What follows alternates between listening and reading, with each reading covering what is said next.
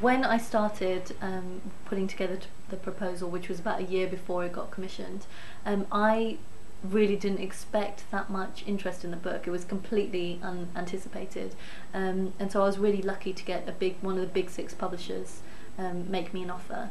And you're right, that did bring lots of pressure for me, because if it had been a small little niche publisher with a small advance, then maybe I could have taken it a bit easy. I could have done something without worrying about it and freelance at the same time. But because it was a big publisher and because the advance was big, I knew I had to deliver something really mass market, something popular, and in a way that challenge was great, because it gave me this creative freedom over the course of a year to just let loose.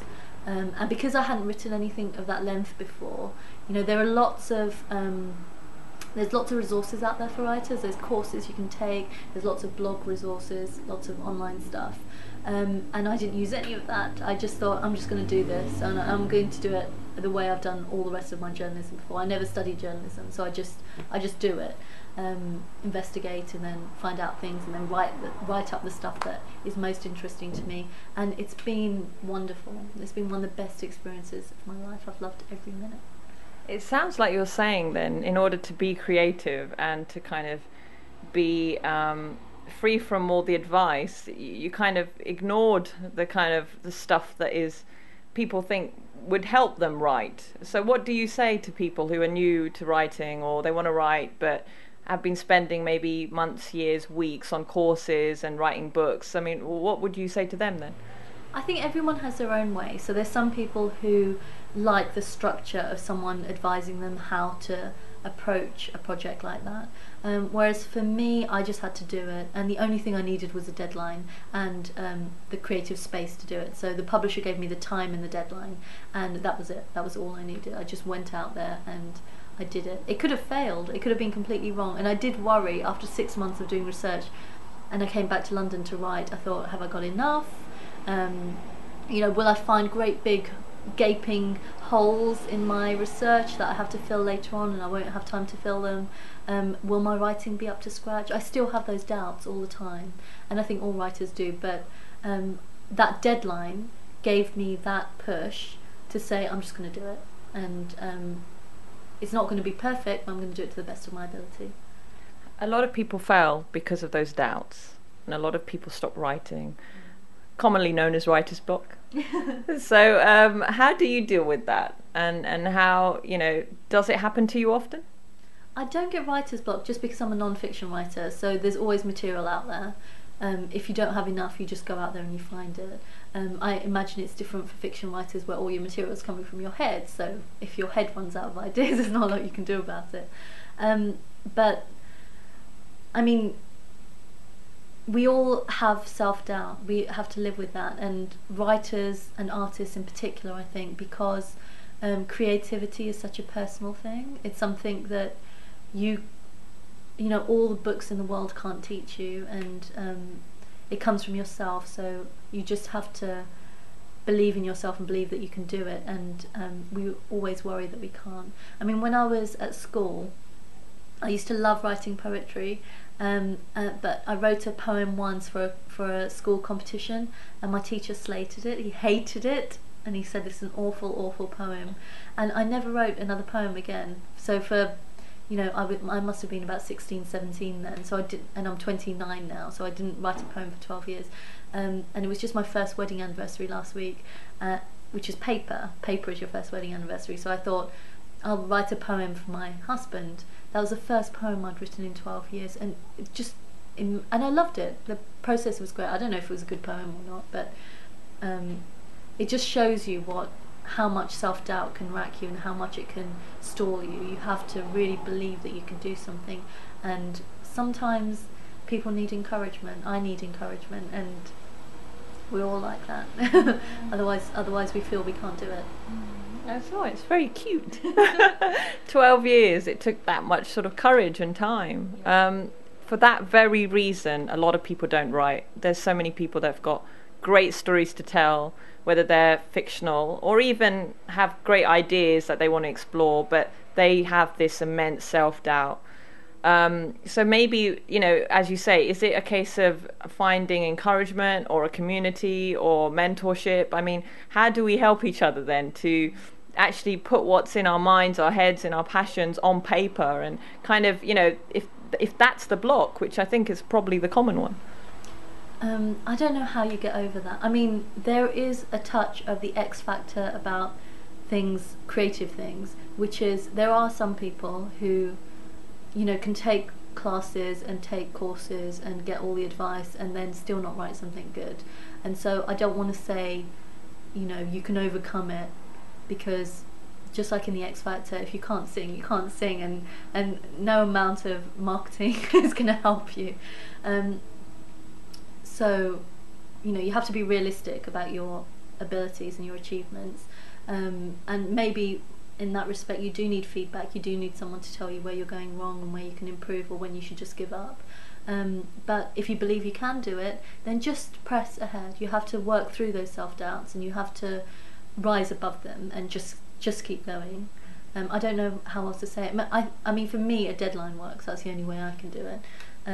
But other people will have their own methods. I don't know what they are, but they'll have their own methods. You just have to work through it. Yeah, I guess you have to find your own way, perhaps. There's while we were having coffee, it was great to just learn, what your routine is when you write. And you actually, suggested that actually it's not as glamorous as you think, Roma. I just kind of get on with it or just do it. Just tell us, again, what is your sort of daily routine, and and also a little bit about, this your kind of can-do attitude, and just kind of, the Nike expression, just do it kind of thing, kind of rings a bell here. My routine, and I think everyone has a natural routine. There are some people who are nighttime people, some people who are morning people. My routine is to get up, whatever time that is. It could be 7, 8, sometimes 9 o'clock, and just go to my desk straight away. So my bedroom is over there, my desk is over here, it's not very far to go. I just sit at my desk and write until I feel tired or hungry, and then I take a break. And sometimes that break will be an hour, sometimes it will be 2-3 hours, and then I go back to my desk and I work until evening, and that works for me. That feels natural and comfortable. I stop writing when I run out of stuff to say, or I get bored or tired, and I start writing when I feel like I've got ideas coming out and I want to get back to my desk.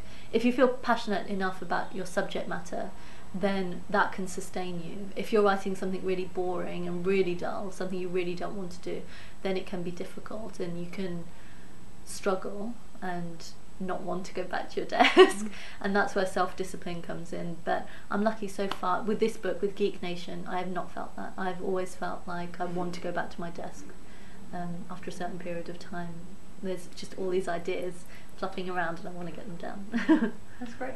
I mean, we also spoke about, whether you just get your ideas down and then do an edit, or whether you edit as you go along. You mentioned the fact that you kind of edit as you go along. So how do you kind of stop yourself from just constantly editing all the time and not actually writing? That is the hardest thing. That I have, on the last chapter I wrote, which was chapter 7, I spent 2 weeks, which is usually the time I'd spend writing the entire chapter, just working on the beginning, because I found it so tough and so difficult, and I was just tinkering with it all the time, trying to make it better. I just couldn't get it right. And you can get lost in stuff like that. I think that's probably one reason why many authors don't finish books, is because you do a bit of writing and then you just get obsessed with making that so perfect that you don't finish the rest of it. You have to really learn that you cannot write something perfectly the first time round. And not only that, it's unhealthy to keep going over it again and again. You have to leave it aside, move on, and then go back to it later when you've got a clear head, or let somebody else do that, let your editor do that or something. But it can be a really dangerous trap to get into, to just keep editing and going back. Just understand that you cannot be perfect. Your work will never be perfect. Sounds like good advice. Okay, Ange, well, that's kind of, more or less it. The last thing I would just say is just that, this whole kind of writing process for you, what's it been like? I instinctively feel, which is the whole kind of purpose of this blog, is that when we're engaged in something that, I don't know, as cliched as it sounds, we're born to do, if we're engaged in something that we're truly passionate about, that we're very good at, that we can get lost in our work. That is something beautiful. There is something, I don't know, call it you get in the zone, or what is it?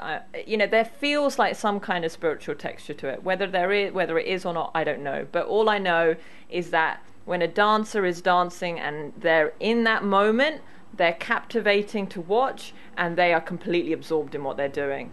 And you see pictures of writers being the same. They are so absorbed, there can be traffic outside, the phone can be ringing, but they're so absorbed. Is that something that, for me, it feels like that's the kind of writer you are. What does that resonate in any way, or, am I just making it up? And one of my favourite films is Napoleon Dynamite. Actually, I think it's my favourite film. I don't know whether that's shameful or not, but it is.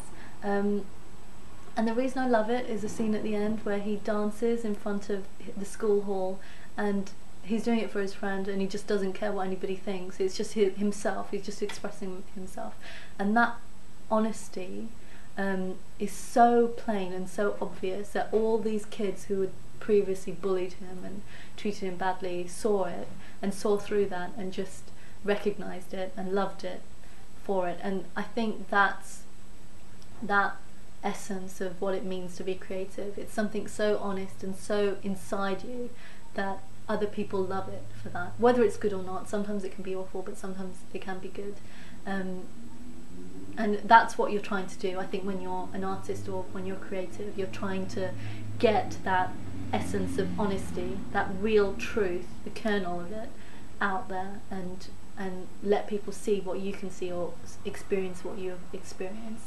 And that's definitely what drives me. I am a geek, which is why I'm writing this book. And when you're a kid, it's not a great thing to be a geek. It's tough to be the only girl in the class who studying maths or studying sciences, and same at university.